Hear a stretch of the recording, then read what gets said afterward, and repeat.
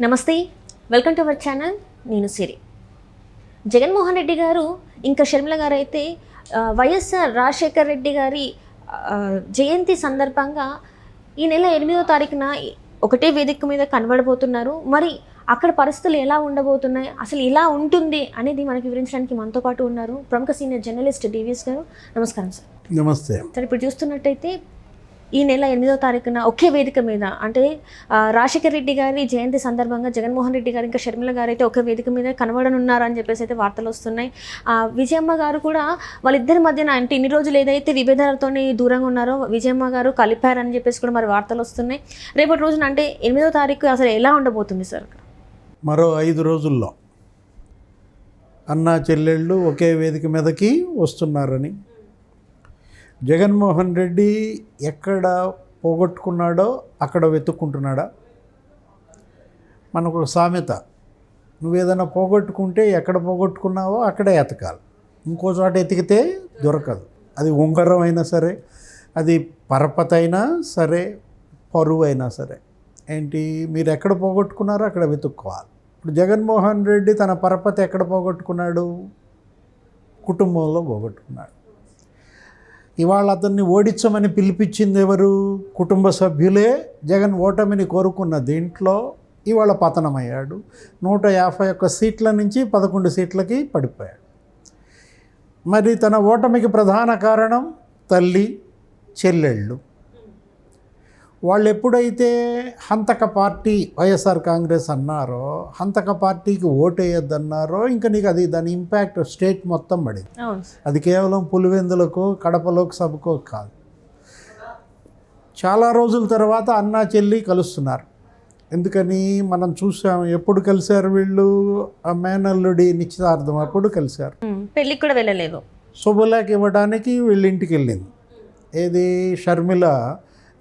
అప్పుడు కూడా అంత ఇంట్రెస్ట్ లేకుండానే తను వెళ్ళడము, ఇంట్రెస్ట్ లేకుండానే అతను రమ్మనడం, ఏదో శుభలాకి ఇచ్చామంటే ఇచ్చామనుకోవటం. అట్లాగే ఆ రోజు నిశ్చితార్థం నాడు కూడా ఇంట్రెస్ట్ లేకుండానే భార్యాభర్తలు ఇద్దరు జగన్మోహన్ రెడ్డి భారతి వెళ్ళడము, వాళ్ళు కూడా ఇంట్రెస్ట్ లేకుండానే రిసీవ్ చేసుకోవటం. ఆ ఎడముఖం పెడముఖంగానే ఆ ఫోటోకి కూడా మీరు చూస్తుంటారు. పిలిచినా కూడా దగ్గరికి రాకపోవటం. ఎవరు? బ్రదర్ అనిల్ కొంచెం దూరంగానే ఉన్న దీంట్లో మొత్తానికి అప్పుడే మనకు అనిపించింది. ఇప్పుడు ఇక విధ్వంసం. ఏది, వాళ్ళ కుటుంబం నాశనమైంది, నెక్స్ట్ ఆ పార్టీ నాశనమైంది. ఇప్పుడు యుద్ధం ముగిసింది. అన్నా చెల్లెళ్ళ యుద్ధం అంటావా, రాజకీయ యుద్ధం అంటావా? ఆంధ్రప్రదేశ్లో యుద్ధం ముగిసింది. యుద్ధం ముగిసిన తర్వాత వీళ్ళంతా క్షతగాత్రులయ్యారు. క్షతగాత్రులు అంటే మామూలుగా ఊండేడు. ఎవరు? గాయపడ్డారు, తీవ్రంగా గాయపడ్డారు. అసలు ఇంకా రక్తం ఓడుతున్నారు అనుకో. జగన్మోహన్ రెడ్డి గాయాలు ఇప్పుడు జరిగింది మామూలు పరాజయం కాదు కదా. ఎక్కడ 151 సీట్లు, ఎక్కడ 11 సీట్లు. అంటే నీకు దగ్గర దగ్గర 140 నిలువెల్ల గాయాలైనట్లు లెక్క. ఏది, 140 సీట్లు ఓడిపోయాడంటే 140 గాయాలు అయిపోయినట్టే కదా. మరి 140 గాయాలతో అన్న రక్తం ఓడుతూ ఇవాళ ఉన్న దీంట్లో మరి చెల్లి అన్నకి మందేస్తుందా? లేదు. పోనీ చెల్లి బాగుంది కూడా లేదు కదా. చెల్లి ఓడిపోయింది. ఏంటి, ఆమె పార్టీ ఓడిపోయింది. కాంగ్రెస్ పార్టీ అధ్యక్షురాలిగా నీకు 2%, 3% ఓట్లు కూడా రాలేదు, ఒక సీటు గెలవలేదు. స్వయంగా షర్మిలే ఓడిపోయింది. ఎక్కడ? కడప లోక్సభకి అవినాష్ రెడ్డి ఏదో గెలిచాడు. మరి షర్మిల కూడా గాయాలే. షర్మిలకి గాయాలు, అన్న చేసిన గాయాలు ఎక్కువ. ఏది, ఈ ఓటమి గాయాలు ఆమెను బాధించట్లేదు. అన్న చేసిన గాయాలే ఇప్పటికీ ఆమెకి మాను పట్టని పరిస్థితి అన్నమాట. అటు ఆస్తి పంపకాల్లో గాయం చేశాడు. అసలు ఆయన కొట్టాడంటారు.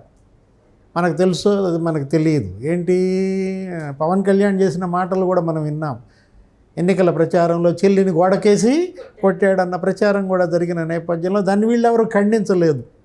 చెల్లి ఖండించలేదు, అన్న ఖండించలేదంటే నిజంగానే కొట్టాడనే మనం అనుకుంటాం. అంటే ఆస్తుల పంచాయతీ ఉంది. ముందు అది తేలాలి. షర్మిలకు జరిగిన అన్యాయాన్ని చక్కదిద్దటానికి ఇప్పటికన్నా అన్న ముందుకు వస్తాడా? ఒప్పించిందా తల్లి? రాజీ కదా, మరి తల్లి రాజీ చేశారు అని అంటున్న వార్తల్లో ఏ రాజీ జరిగింది? ఆర్థికపరమైన అంశాల రాజీ చేసిందా? మనకు తెలిసి ఏంటంటే షర్మిల ఎవరిని నమ్మే పరిస్థితిలో లేదు, అంత తీవ్రంగా నష్టపోయింది. ఏది అటు రాజకీయంగా నష్టపోయింది, ఇటు కుటుంబ పరంగా ఆస్తుల పరంగా నష్టపోయిన దీంట్లో జగన్మోహన్ రెడ్డికి జరిగిన నష్టం వేరు, షర్మిలకు జరిగిన నష్టం వేరు. షర్మిల 4 రకాలుగా నష్టపోయింది, జగన్మోహన్ రెడ్డి ఒక రకమే ఇప్పుడు నష్టపోయింది. ఏంటి? పవర్ పోయింది అంతే కదా, ఆయన సంపద ఏమీ పోలేదు, ఆయన అధికారం ఏమీ పోలేదు. ఇవాళకి కూడా పార్టీ ఆయన చేతిలోనే ఉంది కదా, వైఎస్ఆర్ కాంగ్రెస్ పార్టీ. ఇప్పుడు విజయమ్మ మరి వీళ్ళిద్దరికీ ఏ రాజీ సూత్రం ప్రతిపాదించింది? దానికి పెద్దలు ఎవరు? రాజీకి పెద్దలు ఉండాలి కదా. మరి కేవీపీ పెద్దరికం చేశాడా? రఘువీరారెడ్డి పెద్దరికంగా ఉన్నాడా? లేకపోతే ఉండవల్లి అరుణ్ కుమార్ మధ్యవర్తిగా వ్యవహరించాడా? ఇప్పుడు తల్లి వీళ్ళిద్దరినీ కనుక కలిపితే కొంతమేరకు ఊరట వైఎస్ కుటుంబానికి కానీ ఆ కుటుంబ అభిమానులకు కానీ. అసలు ఇక్కడ పంచాయతీ ఏంటి? ఎవరి వల్ల వచ్చింది ఈ విభేదాలు అన్నా చెల్లెళ్ళ మధ్య? ఒక షర్మిలతో రాజీ చేసుకుంటే చాలా, సునీత్తో అవసరం లేదా? సునీత పంచాయతీ వేరే ఉంది. ఏది? ఆ తండ్రి హత్య తాలూకు అంశం. ఇప్పుడు సునీత పంచాయతీ తెగాలన్నా షర్మిల పంచాయతీ తెగాలన్నా ముందు ఇక్కడ అడ్డంకులేంటి? భారతి మేడం ప్రధాన అడ్డంకి, నెక్స్ట్ అవినాష్ రెడ్డి మరో ప్రధాన అడ్డంకి. ఆ 2 పంచాయతీలు తేలకుండా చెల్లెళ్ళ పంచాయతీ అయ్యేది కాదనమాట. భారతి మేడం మరి మనస్పర్ధలన్నిటికీ ఆమె కారణమైనటువంటి దీంట్లో తల్లి కూడా ఇవాళ కొడుకు దగ్గర ఉండలేని పరిస్థితి, కూతురు దగ్గరికి వెళ్ళిపోయింది, చెల్లి అన్న దగ్గరికి రాలేని పరిస్థితి. వీటన్నిటికీ కూడా మూల కారణంగా మరి మేడం ఉన్నప్పుడు భారతీ మేడం ముందు ఆమె పంచాయతీ సెటిల్ అయిందా? నెక్స్ట్ భారతీ మేడం చుట్టమే ఆయన ఎవరు? అవినాష్ రెడ్డి. మేనత్త మేనమామ పిల్లలే కదా. అవినాష్ రెడ్డి పంచాయతీ తేలిందా? అవినాష్ రెడ్డి పంచాయతీకి సునీత ఒప్పుకుందా? అంటే ఈ 2 నువ్వు అర్థం చేసుకోవాలి. ఏంటి? ఎలా చిక్కుముడులు ఒకదాని మీద ఒకటి ముడేసుకుని ఉన్న అంశాలు ఇవన్నీ కూడా. షర్మిల పంచాయతీయే కాదు, సునీత పంచాయతీ కూడా తేలాల, రాజీలు అన్ని చోట్ల జరగాల. అది హత్యలో మరి రాజీ అంటే అది మామూలు అంశం కాదు. అసలు సునీత రాజీ పడే వ్యక్తి కూడా కాదు. ఎందుకని? ఆ హంతకులు ఎవరైనా సరే వాళ్ళు జైలుకి వెళ్ళాల్సిందే. ఇది ఒక మెసేజ్ ఆమె ఇవ్వాలనుకుంటుంది. ఏది? కడపలో ఈ ఫ్యాక్షన్ సంస్కృతి మీదే ఆమె యుద్ధం చేస్తోంది సునీత. అటు నీకు సంఘపరంగా యుద్ధం చేస్తోంది, సామాజిక యుద్ధం ఎవరు చేస్తోంది? సునీత చేసేది సోషల్ వార్. ఈమె చేస్తోంది, షర్మిల చేస్తోంది ఏంటి? పొలిటికల్ వార్, రాజకీయ యుద్ధం చేస్తోంది, ఆర్థికపరమైన యుద్ధం చేస్తోంది, కుటుంబ యుద్ధం చేస్తోంది. ఈ యుద్ధాలన్నీ ముగిశాయని నువ్వు అనుకుంటున్నావు. ఇప్పుడు ముగిసింది ఒకటే యుద్ధం. ఏది? రాజకీయ యుద్ధం ముగిసింది, ఓడిపోయింది. అన్న క్షతగాత్రుడయ్యాడు, చెల్లెలు క్షతగాత్రుడయ్యారు. మొత్తానికి చెల్లెళ్ళ పంతం నెరవేరు. అన్నని ఓడించాలి. అన్న ముఖ్యమంత్రి పదవి పీకి అవతలు పడేశారు. నీకు అక్కడికి ఆయన కూరలు పీకిన పాము అయ్యాడు. ఎవరు? జగన్మోహన్ రెడ్డి. అందుకే ఇప్పుడు ఆ పాము వీళ్ళు చెప్పినట్టు ఆడుతోంది అనుకుంటా.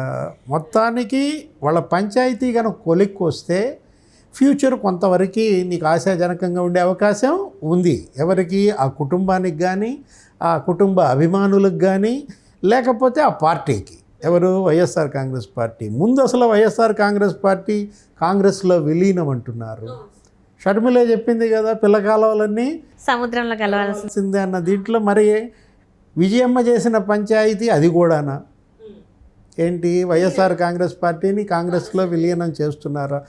షర్మిల విజయవాడలో పెద్ద మీటింగ్ పెట్టింది 8వ తారీఖు, నువ్వు చెప్పిన జయంతి నాడు. దానికి రాహుల్ని, సోనియా, ప్రియాంకల్ని, ఖర్గే, వేణుగోపాల్ని కూడా పిలిచింది. నిన్న రేవంత్ రెడ్డి దగ్గరికి కూడా వెళ్ళి పిలిచింది. ఇవాళ శివకుమార్ దగ్గరికి వెళ్ళింది, కర్ణాటక డిప్యూటీ సీఎం. ఆమె విజయవాడలో చేస్తోంది.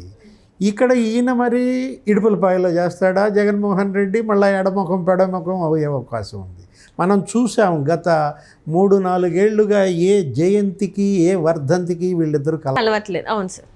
అన్న పొద్దున వస్తే సాయంత్రం చెల్లి పొద్దున వస్తే అన్న ముఖం చాటేసి సాయంత్రం నడిచిన దీంట్లో ఇప్పుడు వీళ్ళిద్దరూ గనక ఒకే ఫ్రేమ్లో నీకు కనపడితే ఒక మెసేజ్, ఒక మంచి మెసేజ్ వాళ్ళ కేడర్కి వెళ్తుంది. కానీ జరుగుద్దంటావా? డౌటే. Right sir. Right. Thank you so much sir. నమస్తే.